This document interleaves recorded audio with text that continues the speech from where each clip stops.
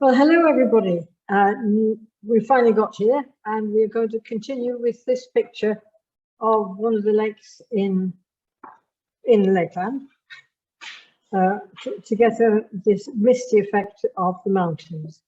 Now, last week, I just ghosted in pretty much where things were, largely in monochrome, and then just added a bit of color towards the end to excite it up a little bit and to give you some indication, if you're working longer than I, which direction to go. So now what I'm going to do is to try to work on the trees and the foliage to make them a little bit more like, so the picture itself stands out a little bit more.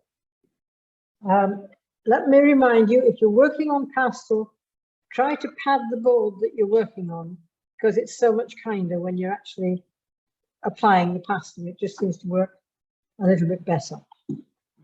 Right, so I'll start over here where it doesn't matter too much and see what I can do to make it more like the picture that I've got.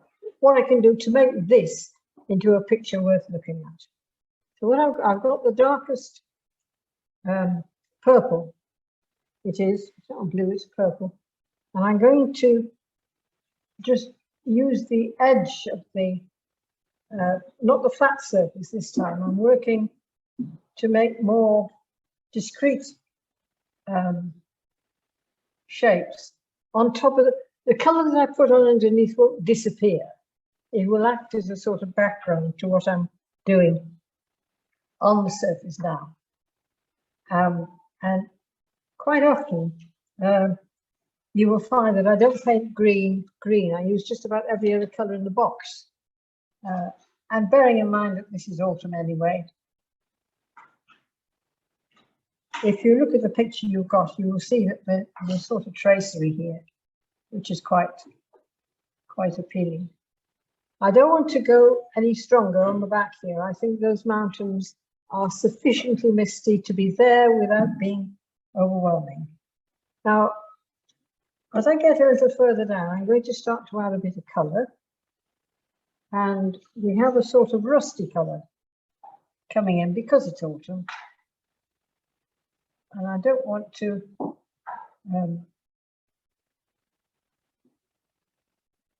that's actually a little bit light, but we'll work with it. But some of the color that's underneath is showing through. This is just emphasizing the shape that I can see, making this more of a tree rather than just a bunch of bits and pieces. Now there is in that some darker areas that I want to get, but I don't want to go as dark as that.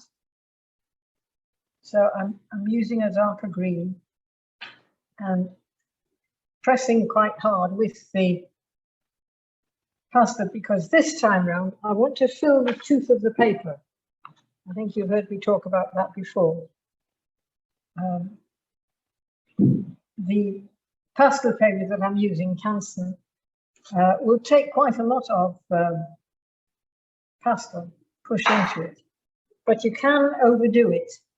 So when I'm starting, I tend to just ghost the colors in over the surface as an indication, and a lot of the paper itself shows through. Sometimes you want that to happen. Sometimes you don't.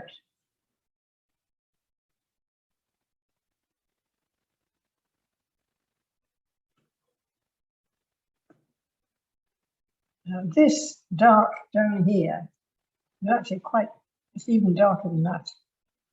So I'll probably go in with a bit more purple down here to suggest the ground under the trees.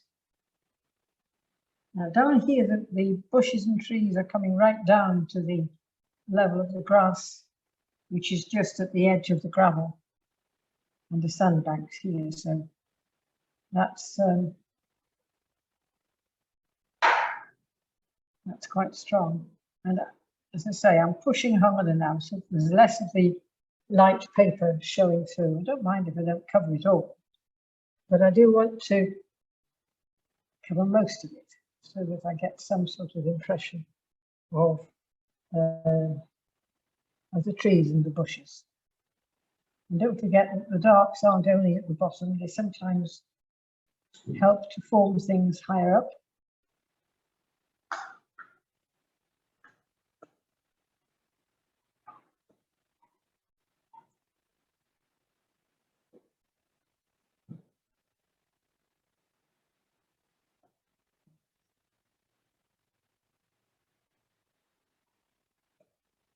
There we are. But it's beginning to get a bit more definition there. I think I can put a little bit of light there, just to lighten it a little bit, just to suggest the sunlight perhaps going through the mist. Don't put it all over, that's the other thing. Now this one is much more yellowy in tone, so I've got a sort of mustard here. I did put the mustard down before, but I didn't push it quite so hard. This is quite a firm edge to this tree here. And of course, right up at the top here, this is where the light is going to catch it, if it catches it at all, even on a dull day like this.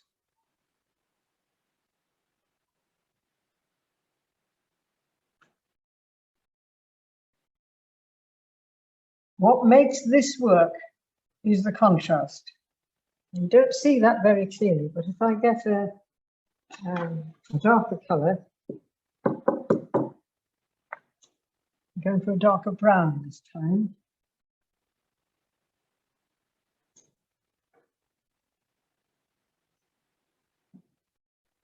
I find when I'm working, I rock it between a very, very tight, reduced palette, only 2 or 3 colors. And then sometimes I just go berserk and use every color in the whole thing. So, but it's just a personal peculiarity, and it's not something that you really need to consider as gospel, so to speak.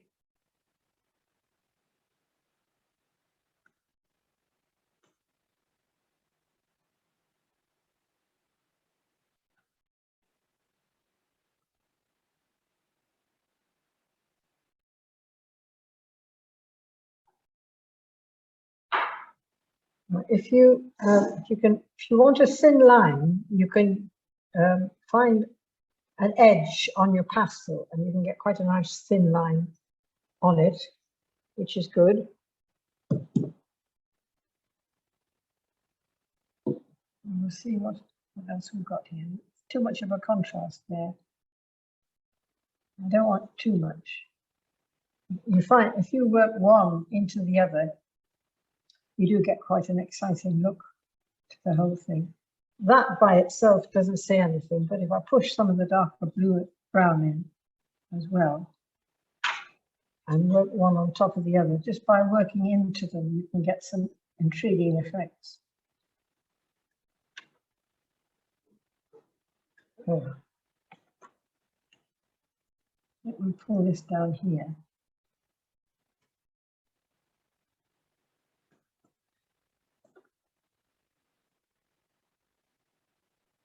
And what happens here somewhere like that.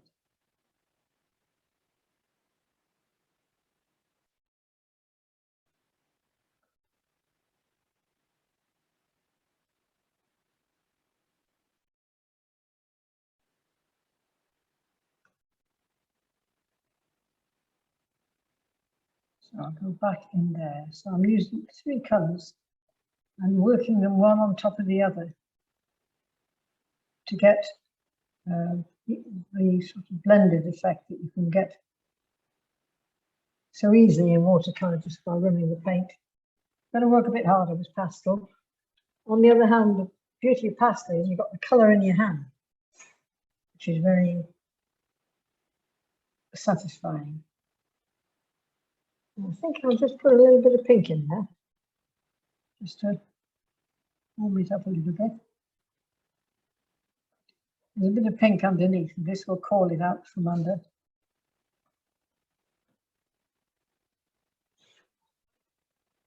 And that's not going to work. I'll go back to the brown, because it's the browny pink.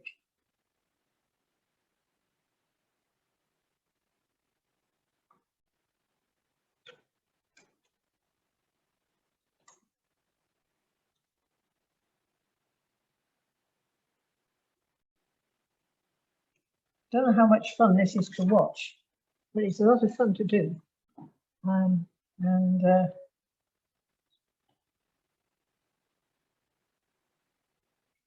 Not a thing you can do on a rainy afternoon, you know, really enjoy yourself. Now down here, there's a little lawn.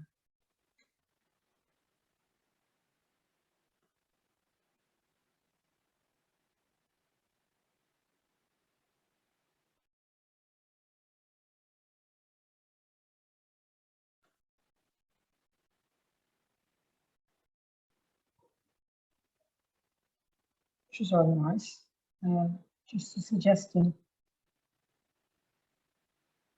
of flat ground. So I'm using long strokes to suggest that. Put a bit of dark purple on this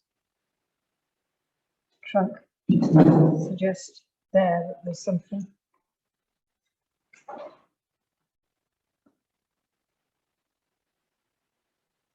Right, now I want that to go a little bit further back. What's this? That's no good. Got the usual trouble. All the pastels in creation, none of them is what I want.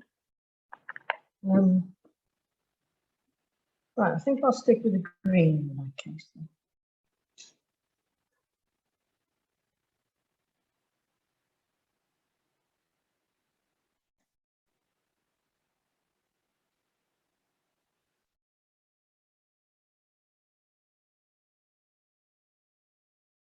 And as usual, you don't want the tree trunk to cut off this side from this side, so you should try to make it flow one over the other. And if I pull that down there, and what I'm doing there is just rolling the edge of the pastel along the shape. It's just giving me enough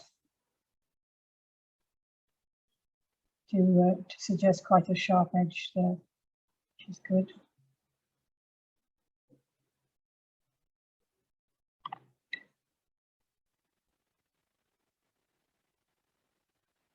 Just want neutral colours here, working in over them. These two trees are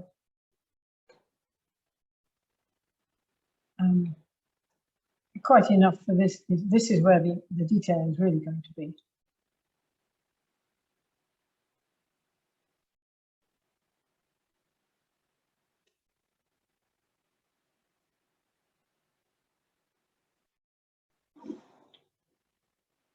Right.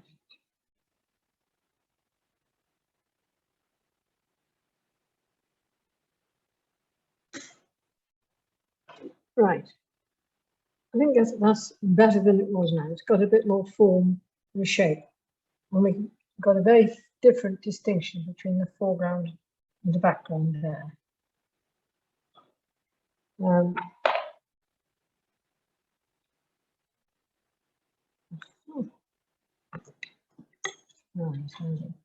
Yes, I did find a lighter colour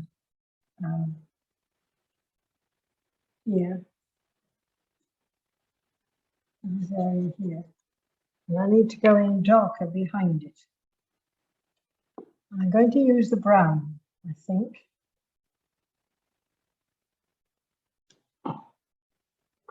And I'm pulling it down because this is reflection.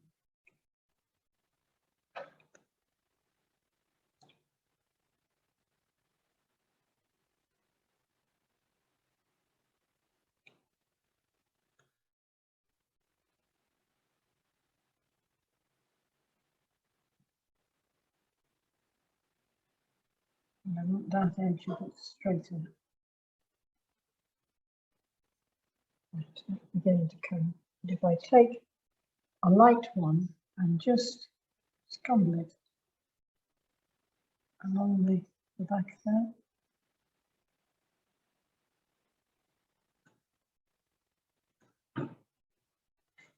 And take my dark green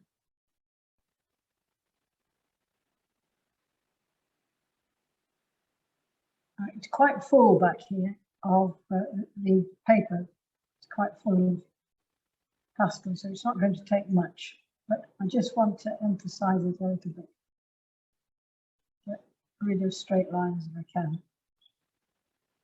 Cut that, it's not quite so.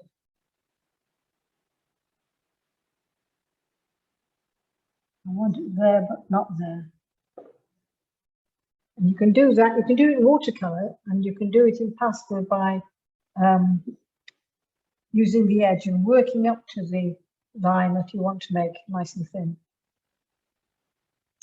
Right, let's return to the purple now and see what we can do about this area here, because this is going to be make or break, I think. There are, and I don't want to do all these trees in the same color. I think that would be a little bit self-defeating. So I'm going to, using the edge, what you might call a point, to suggest some of them.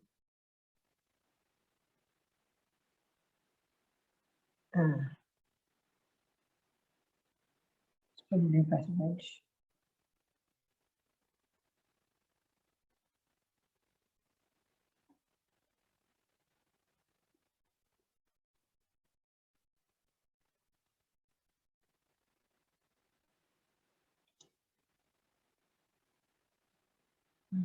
A little touch there. We go over here. I think one or two over here.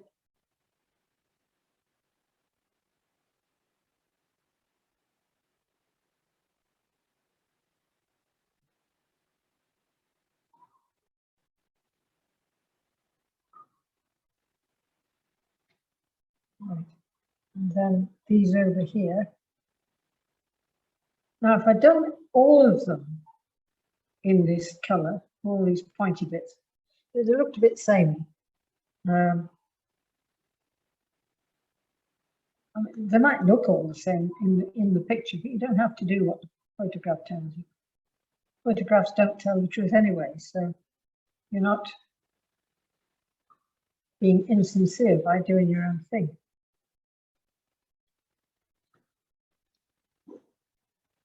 Right. Now I've got the brown here. I know these trees are green, but you know, let's not be too pedantic about it. There's one here, and this is also a dark. This is a dark brown, so it doesn't have quite the same intensity that the purple did.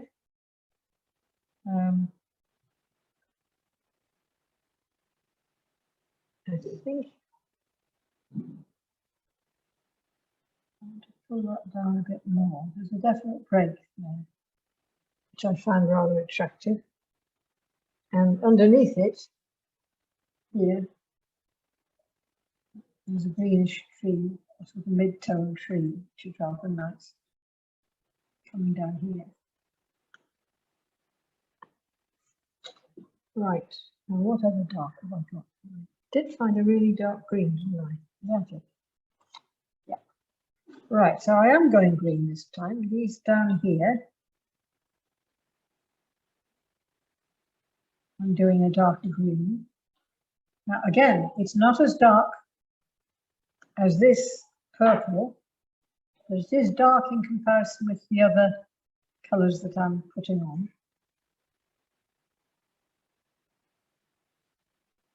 And this tree comes a good way down here, sort of forms the, going quite near the front. It's quite a big tree, this one. Don't think it's a Wellingtonia, but it's pretty big. And then just fade it off into the pink that's down below. That's rather nice. And I did that there. Right. Now I've got the green colour there. I'm going to move it over here as well. There's quite a few trees here that haven't lost their leaves yet. Was after all only October when we were there.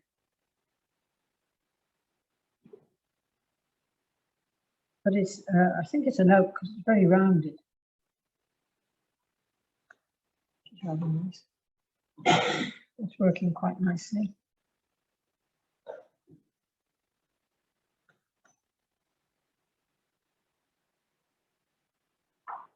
This has got a nice shape there. Painting is all about shape, really. If you get the shapes nice, the picture will sing. And if the picture sings, the world will like it. And that's always good.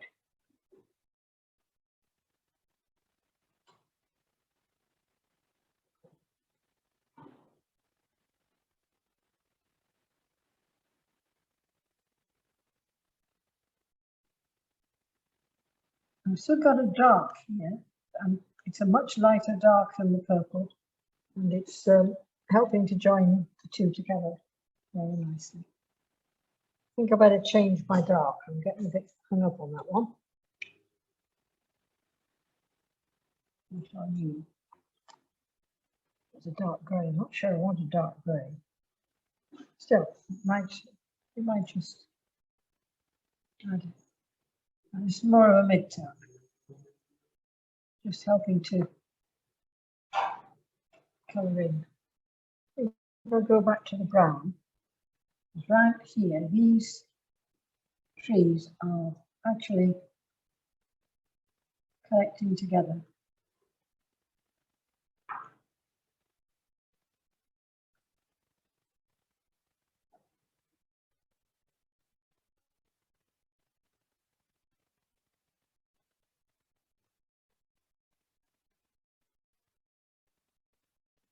Right.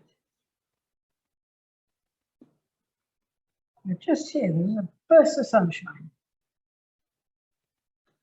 So I'm using the mustardy coloured one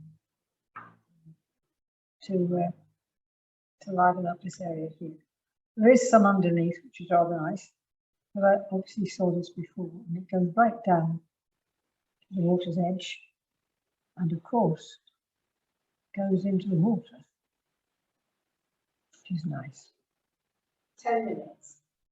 Right, well, I'm not going to finish it today, then, am I? However you go. I don't want this to be too sharp an edge. I want it clear, but not very strong. And what is on the other side of that? I think I'll go back to the green on the other side of that.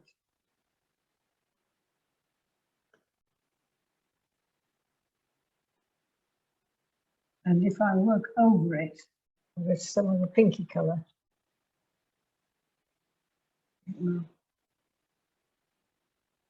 and then work over that with some of the green, if you find it again. There we are.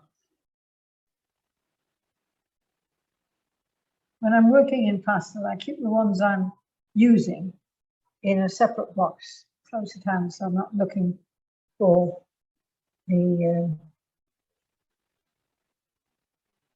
the colours all the time. I think we can pull that down.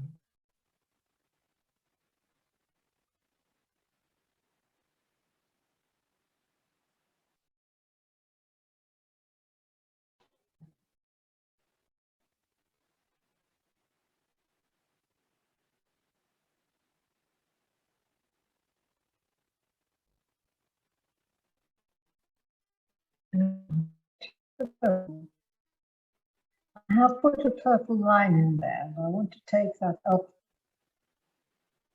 into the undergrowth. You don't want this line to be too straight along both edges. You want it fairly straight along the water edge. But if you just take a little bit of the tracery up into the foliage that you've done, it just breaks the line up and makes it part of the picture instead of a defining line saying this is water, this is trees. I wonder if I could put in a touch of green yellow. You have lost bandwidth now, What does that mean? and the picture is breaking up. Right, well, I better stop. So I think if we stop for today.